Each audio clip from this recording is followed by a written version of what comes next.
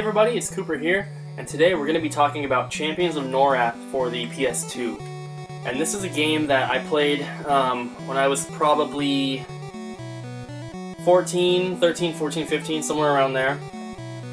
And the same friend who introduced me to Animal Crossing kind of helped introduce me to this game, along with another one of my mom's friend's sons. It's kind of complicated. Basically, my mom had two friends who each had sons, and all three of us kind of knew each other. I wouldn't really consider us close friends. We didn't really hang out that often, but I went over for like a sleepover kind of thing at their house, and I was the last one to arrive. When I got there, they were playing Champions of Norrath, and this was the first time that I had seen a hack-and-slash RPG, and I was amazed with it, and I was so excited to play. So they stopped where they were in the game, and we started a 3-player co-op game.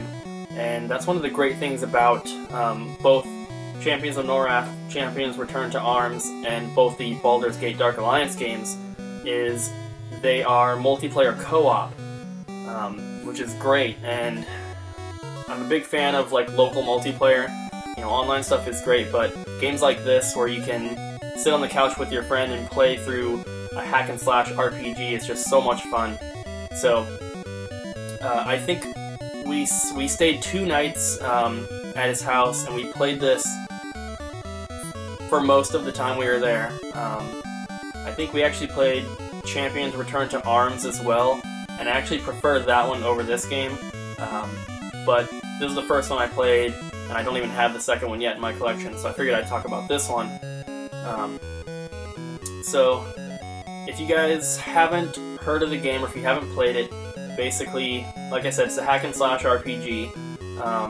You kind of pick and kind of create your character at the beginning. You get to pick from, like, a barbarian, a dark elf, a mage, and stuff like that.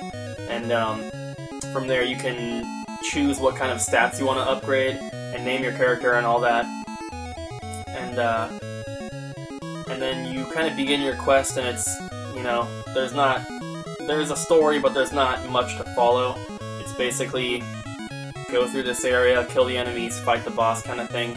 But there's tons of stuff to pick up, there's tons of things to collect, and you can upgrade all your weapons, your armor, your spells, all your different stats and everything. And the farther you get in the game, the higher level you become, obviously, and the more pathways that you can open up on your branch of all your like magic and stuff like that. So when you first start off, if you're like a barbarian, for example, you don't have any magic until you level up, and then you can add points to this little tree thing that is going down with all these different spells that you can unlock. And so like if you unlock this one here, and there's another one down here, you can't skip ahead. You have to go in order and unlock them like that. And every time you level up, you get another point or 2 you can add, and you can either continue to unlock new ones, or you can upgrade ones you currently have. And upgrading your armor and your weapons. And I think, you know, you can have like your ranged weapon, like a crossbow or whatever you want, and you can have your sword or a mace or a hammer or anything like that. And then each individual piece of armor, there's different ones. You can upgrade everything. You know, you can get the boots, the gloves, the chainmail, the leggings, all that kind of stuff. And then you can also, if you find the right items in the game, you can customize any weapon or piece of armor. So the pieces you need to collect to do that are pretty rare in the game. They're a little harder to find. But for example, if you get like a certain item, you can add it to a weapon and it'll give the weapon shock damage, or you can add it to a piece of armor and it will give shock resistance, stuff like that. So there's a lot of fun stuff to do in the game. It has a bunch of replayability because of that, you know, choosing different characters, going on, you know, different paths and everything. It's much more fun if you're going to do co-op, but single player is still pretty fun.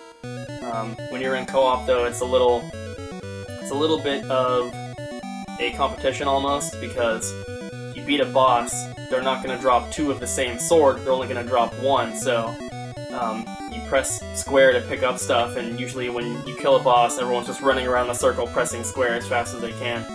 And yeah, so it's a lot of fun. If you've played Baldur's Gate Dark Alliance, it's really similar, made by the same studio, and they actually made Lord of the Rings War in the North, which is on PS3 and 360, so if you have the chance to pick up any of those games and try them out, definitely do that. They're a lot of fun, really great games, and yeah, so definitely you don't have to start with this one, you can play the second one.